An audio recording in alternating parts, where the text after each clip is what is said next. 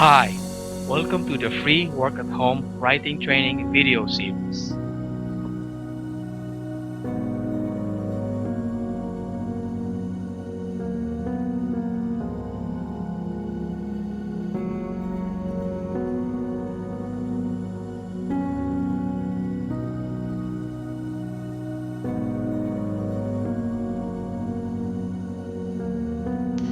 In this video, I will talk about my first writing gig and what I have learned from it.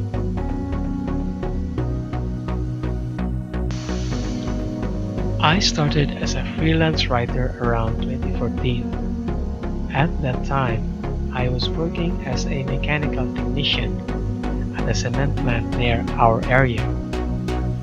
I had a day job working for a third-party service provider, but somehow I felt something's missing. To cut the story short, I had a job, but it's not something I enjoy doing. My real talent and passion is writing, so I went looking for outlets for this passion. I was a voracious reader. I would read anything I could get my hands on. Around 2012, while scanning through the pages of Time magazine, I stumbled upon an article about blogging. It was an article about this new emerging startup company, blogger.com. In those days, a blog was supposed to be about online diaries that went from the esoteric to the mundane. For instance, the topics would be like dating in Milan to seeking enlightenment in Tibet.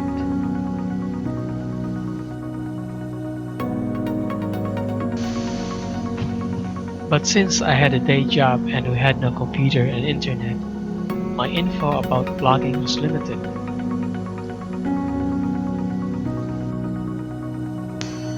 I wanted to make money from writing online, but I was doing it wrong. I really had no idea. I had little info about making money for my blog. I realized that for my blog to earn, I need a hosting provider and a domain subscription. In short, it was a failure because at that time it was impossible for me to acquire web hosting and domain name subscription. But I didn't give up on something I like doing, which is writing. Later, I decided to establish an online presence by publishing on eZine.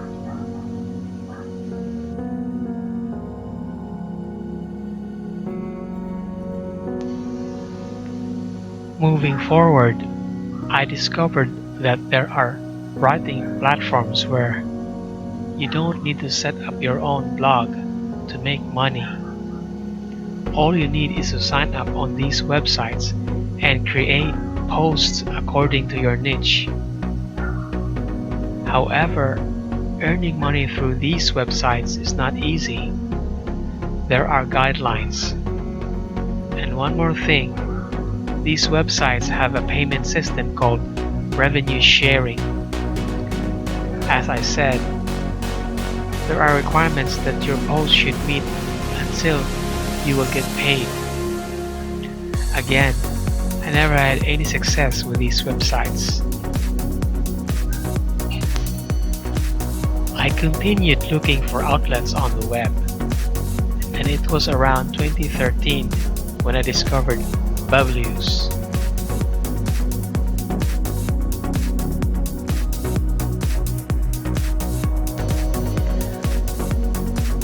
This website was different from other writing platforms. Their unique business model was to incorporate a system similar to Facebook. You create posts and then make friends with other writers. You like and vote other people's posts so that hoping they would also like your post. The more likes you have, the more points you'll get. Those points will then be converted into dollars. But the platform was soon taken down by Google, since most of the posts have terrible grammar and it was contributing to a lot of useless information that was overcrowding the web. I haven't earned anything from the site until it was taken down. Nevertheless, it was through Bubblius where I found essays.ph. Essays.ph was an online writing platform for aspiring online Filipino freelance writers. It was on this website where I learned a lot on writing for the web, and I was really earning at the same time. I really owe a lot to essays.ph to where I am now. So now that is out of the way, we will discuss now what I learned from essays.ph, which is writing for the web.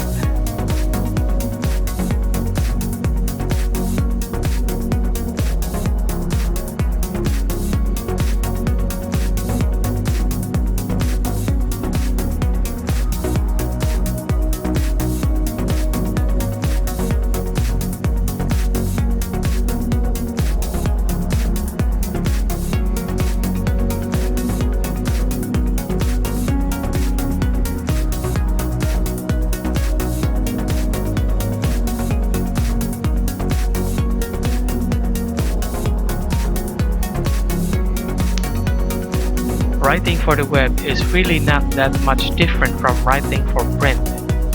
But you have to remember that since it can be more difficult to read on screen, you have to make the task easier for your readers.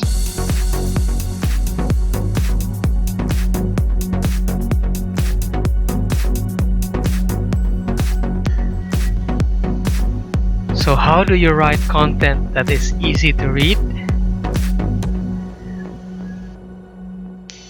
Provide useful information. Most people use the web to find information that they can actually use.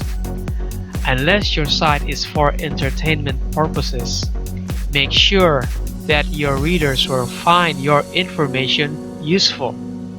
This means useful for them instead of just useful for you.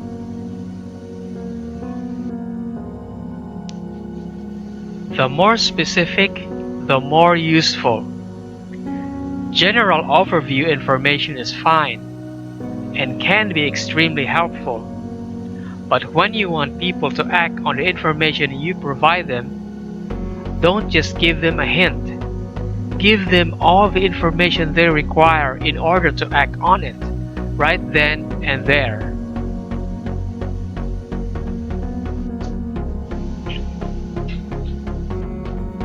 Make sure people know what your articles will do for them.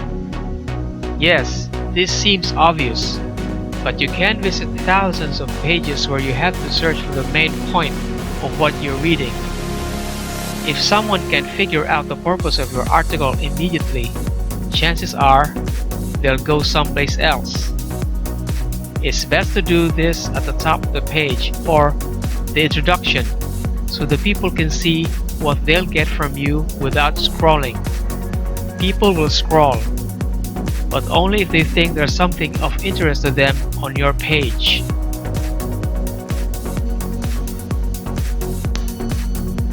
Make it personal.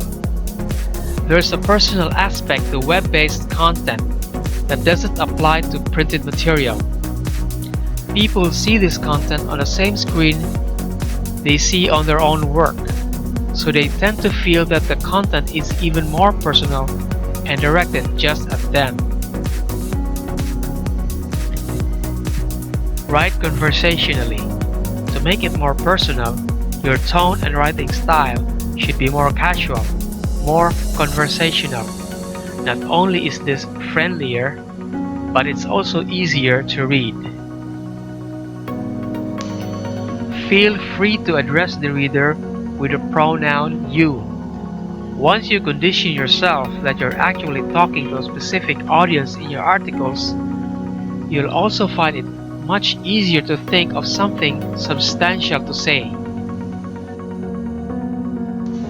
Being aware of a reader will help you eliminate the fluff in your articles.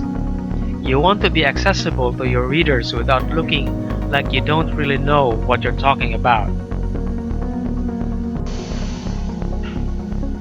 Always remember that you have intelligent readers online, and you don't need jargon to impress them. You need clear, useful information. That's all for now. Thanks for watching.